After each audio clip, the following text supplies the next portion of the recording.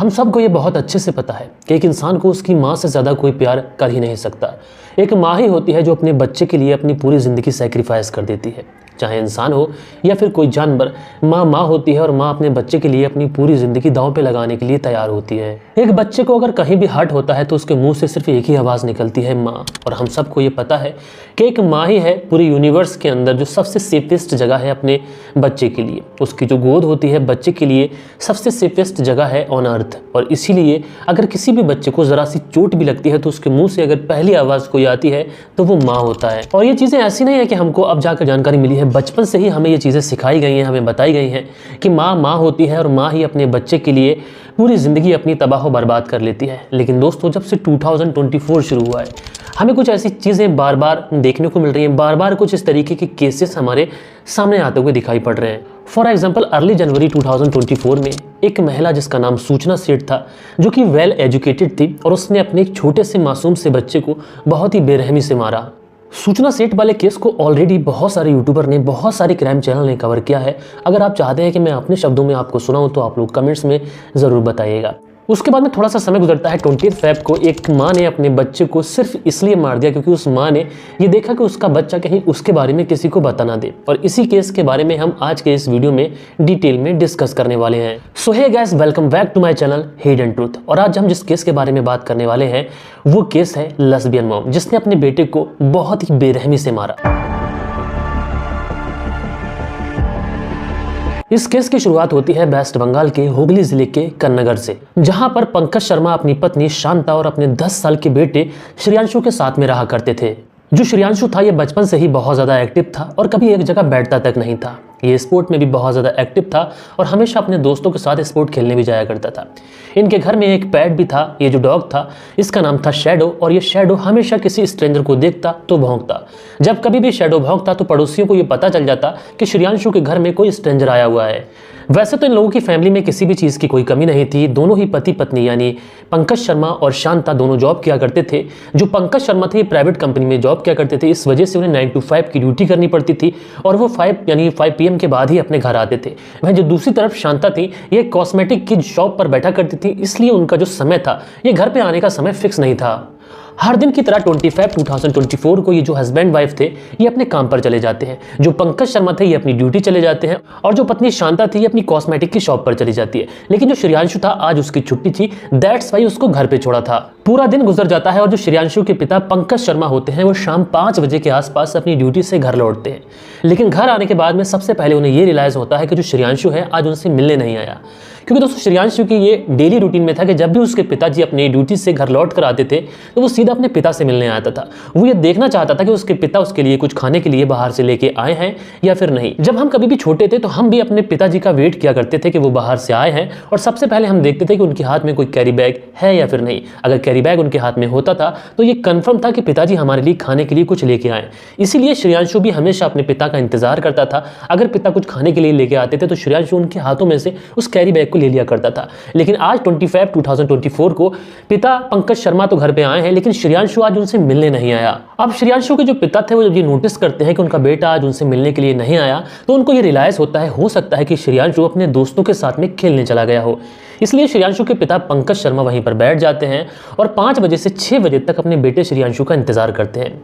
लेकिन जब 5 से 6 बज जाते हैं और श्रेयांशु का कोई पता नहीं था, अब श्रेयांशु के पिता को श्रेयांशु के बारे में थोड़ी सी चिंता होती है। इसलिए अभी अपने बेटे को ढूंढने के लिए बाहर निकल जाते हैं।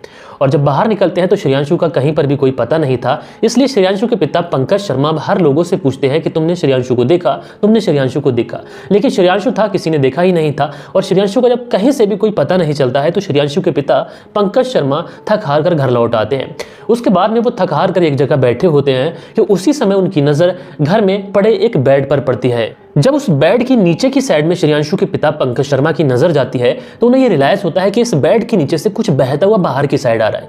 इसलिए ये रनिंग करते हुए उस बेड के पास पहुंचते हैं और जैसे ही बेड के पास पहुंचते हैं नीचे बैठकर उस बेड के नीचे झांकने की कोशिश करते हैं। ये कंप्लीटली टूट जाते हैं क्योंकि इस बेड के नीचे कुछ और नहीं था बल्कि इनके ही बेटे श्रेयांशु की डेड बॉडी पड़ी हुई थी। श्रेयांशु की जो डेड बॉडी थी इस तरीके से दिखाई पड़ रही थी कि उसकी डेड बॉडी यानी उसकी जो हाथ की नस है वो भी पूरी तरीके से कटी हुई है और उसके सर पर किसी भारी भरकम चीज को कई बार मारा गया है। जब इस तरीके से अपने बेटे की डेड बॉडी को ये जो पंकज शर्मा है देखते हैं, ये कंप्लीटली टूट जाते हैं और रोते हुए तुरंत ऑन द स्पॉट ये पुलिस को फोन करते हैं।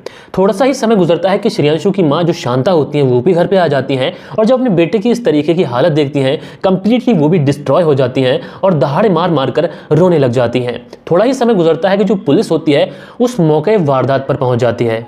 पुलिस वहां पर जब पहुंचती है तो सबसे पहले डेड बॉडी को बहुत ही बारीकी से देखती है और उसके बाद में जो मोहल्ले पड़ोस के लोग होते हैं उनसे पूछा जाता है कि आखिर इस घर के अंदर क्या हुआ था जब ये हस्बैंड वाइफ अपने काम पर चले गए थे। तो यूजुअली जो पड़ोसी होते हैं वो बताते हैं कि इनके घर पर एक डॉग है जिसका नाम शाडो है।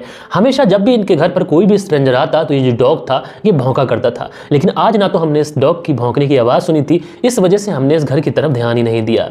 अब जब ये बात सामने आती है कि इस घर में जब भी कोई स्ट्रेंजर आता तो डॉग भौंका करता था, लेकिन आज डॉग नहीं भौंका था और इस घर के अंदर श्रेयांशु की बेरहमी से हत्या की गई थी। इसलिए पुलिस को कहीं ना कहीं अब जो शक होता है किसी अपने के ऊपर जाता है। पुलिस को लगता है कि जब डॉग नहीं भौंका, यानी ये बात बहुत अच्छे तरीके से साफ हो रही है कि इस घर में आने वाला और श्रेयांशु की हत्या करने वाला कोई ऐसा व्यक्ति है जिसको शाडो जो डॉग है घर का ये बहुत अच्छी तरीके से जानता है। दैट्स वाई जब पुलिस का शक किसी अपने पर जाता है तो इसलिए पुलिस उस घर में लगे सीसीटीवी कैमरास को खंगालती है। लेकिन जैसे ही सीसीटीवी कैमरे को खंगाला जाता है तो पुलिस को एक औरत इस शांता के घर की तरफ आते हुए दिखाई पड़ती है। जो औरत इस घर की तरफ आते हुए दिखाई पड़ रही थी उसका नाम था Ishrat Parveen. That's why police उस इशरत परवीन को कस्टडी में लेती है और थोड़ा सख्ती से उसके साथ में पूछताछ की जाती है।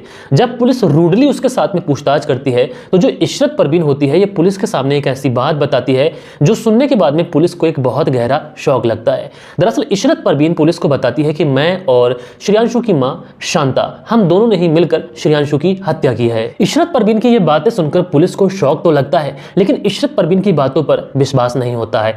लेकिन पुलिस दूसरे तरीकों से भी छानबीन कर रही थी और टेक्निकल सोर्सेज से ये पता चलता है कि जब यहाँ पर मर्डर हुआ था तो उस समय कितने मोबाइल इस लोकेशन पर एक्टिव थे। अब जैसे ही ये जानकारी पुलिस को मिलती है तो पता चलता है कि जो शांता है, जो श्रेयांशु की माँ है, उसका मोबाइल भी इस लोकेशन पर एक्टिव था। यूजुअली जो शांता थी इस समय अपने काम पर हुआ करती थी, लेकिन आज शांता अपने काम पर नहीं गई थी। ये कोई इंसिडेंट तो नहीं हो सकता था, इसलिए ना चाहते हुए भी पुलिस को शांता को पुलिस कस्टडी में लेना पड़ता है। अब श्रेयांशु की मां शांता और इशरत परवीन दोनों ही पुलिस कस्टडी में थे, इसलिए पुलिस इन दोनों से थोड़ा रूडली पूछताछ करती है। तो ये बात शांता कंफर्म करती है कि उसने ही इशरत के साथ मिलकर अपने बेटे श्रेयांशु की हत्या की है। लेकिन एक माँ अपने बेटे जो कि बहुत ही कम उम्र का है, 10 साल के आसपास उम्र का है, उसकी हत्या क्यों करेगी? लिहाजा पुलिस अब इन सारी चीजों की जड़ तक पहुंचती है। तो उसके बाद में पता चलता है कि जो शांता है ये लेस्बियन थी। जो लोग लेस्बियन के बारे में नहीं जानते उनको मैं बता दूं कि लेस्बियन वो महिला होती है जो किसी महिला के प्रति अट्रैक्ट हो जाती है और उस महिला के साथ में उन्हीं रिश्तों में आ जाती है जो एक मेल एक फीमेल के साथ में आता है। जो शांता थी ये इशरत परवीन के साथ में लेस्बियन रिलेशनशिप में थी। शांता की रिलेशनशिप इशरत के साथ में शादी से पहले से ही थी और जब कभी भी उसका पति घर पर नहीं होता था ये तुरंत इशरत को बुलवा लिया करती थी। शादी के कुछ समय के बाद में पंकज को इस बारे में पता भी चला, लेकिन दुनिया में समाज में उसकी क्या इमेज रह जाएगी, लोग क्या कहेंगे, इस डर से उसने ये बात किसी से भी नहीं कही। लेकिन पंकज ने शांता को वार्न जरूर किया था। उसने कहा था कि आज के बाद तुम कभी भी इशरत से नहीं मिलोगी। उस समय तो शांता ने अपने पति को यह कहकर टाल दिया था कि वो आइंदा से कभी इशरत से नहीं मिलेगी, लेकिन जब कभी भी पंकज अपने घर से बाहर जाता, शांता जब कभी भी घर पर फ्री होती तुरंत इशरत को बुलाती और उसके बाद और उसके साथ में वही सब करती जो इस समय आप सोच रहे हैं। ये सारी चीजें चल रही थी, लेकिन पंकज को इसके बारे में कानो कान भी खबर नहीं थी। एज यूजुअली 25 फेब 2024 को ये दोनों हस्बैंड वाइफ जिस तरीके से इनका रूटीन था उसी तरीके से अपने काम पर जाते हैं। लेकिन पंकज तो अपनी ड्यूटी जा चुका था, लेकिन शांता थोड़ी ही देर के बाद में अपने घर लौट आती है। उस समय जो श्रेयांशु था ये भी घर पे ही था, जबकि जो श्रेयांशु के पिता थे उसको घर पे ही छोड़ कर गए थे। उनको नहीं मालूम था कि शांता थोड़ी ही देर के बाद घर लौट आएगी। जब शांता थोड़ी देर के बाद घर लौट कर आती है तो श्रेयांशु अपनी माँ से ये जिद करने लगता है कि वो बाहर खेलने के लिए जाएगा। उस समय शांता मना करती है, लेकिन बेटे की जिद के आगे वो कहती है कि ठीक है तुम बाहर खेल आओ। और जैसे ही श्रेयांशु बाहर खेलने के लिए जाता है, टाइम मिलते ही शांता को वो तुरंत अपने पार्टनर को कॉल करती है और पार्टनर को कॉल करने के बाद में घर पे बुला लेती है। शांता और इशरत परवीन दोनों इंटीमेट हो ही रहे थे कि उसी समय घर पर श्रेयांशु आ जाता है और इन आपत्तिजनक स्थितियों में वो अपनी माँ और उसकी सहेली को देख लेता है। लेकिन श्रेयांशु की उम्र 10 साल के आसपास थी तो उसको इन सारी चीज़ों की ज़्यादा परख थी नहीं, इसलिए वो चुपके से वहाँ से निकलता है, हॉल में पहुँचता है, टीवी ऑन करता है और उस पर कार्टून देखने लग जाता है। लेकिन ये जो बात थी शांता और उसकी पार्टनर ने देख लिया था। उनको लग रहा था कि श्रेयांशु ने हमें देख लिया है और ऐसा ना हो कि वो हमारे बारे में लोगों को बता दे। इसलिए शांता और उसकी जो पार्टनर थी जिसका नाम इशरत परवीन था, ये दोनों आते हैं। घर में एक गणेश जी की मूर्ति थी, उस मूर्ति को भी ये लोग उठाते हैं और सीढ़ियों के पास में एक ईंट रखी हुई थी, उस ईंट को भी ये लोग उठाते हैं। इशरत परवीन चुपके से जो टीवी घर के अंदर चल रहा था उसका वॉल्यूम बहुत ज़्यादा तेज कर देती है कि श्रेयांशु अगर चीखे भी चिल्लाए भी तो उसकी जो वॉइस है, उसकी चीखने की जो आवाज़ है, इस टीवी की आवाज़ के अंदर दब के रह जाए। और उसके बाद में ये लोग ईंट से उस श्रेयांशु के सर पर एक के बाद एक कई सारे वार कर देते हैं। श्रेयांशु ज़मीन पर गिर जाता है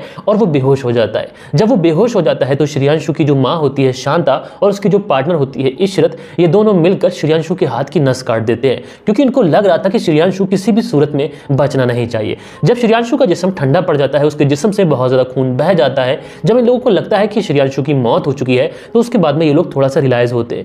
क्योंकि ये मर्डर प्री प्लान नहीं था इसलिए इन्होंने कोई भी तैयारी नहीं की थी। उस वजह से ये उस श्रेयांशु के शव को वहीं बेड के नीचे डालकर इशरत परवीन जो वहाँ से होती है चली जाती है और जो शांता होती है ये अपने काम पर चली जाती है। और उसी समय जब पंकज 5 बजे के आसपास अपने घर आते हैं तो थोड़े ही समय के बाद में शांता घर पे आने के बाद में ड्रामे करने लग जाती है। बहरहाल ये केस पुलिस के सामने खुला तो है लेकिन अभी इस केस में एक परफेक्ट एंडिंग नहीं हो सकती क्योंकि मामला कोर्ट में है।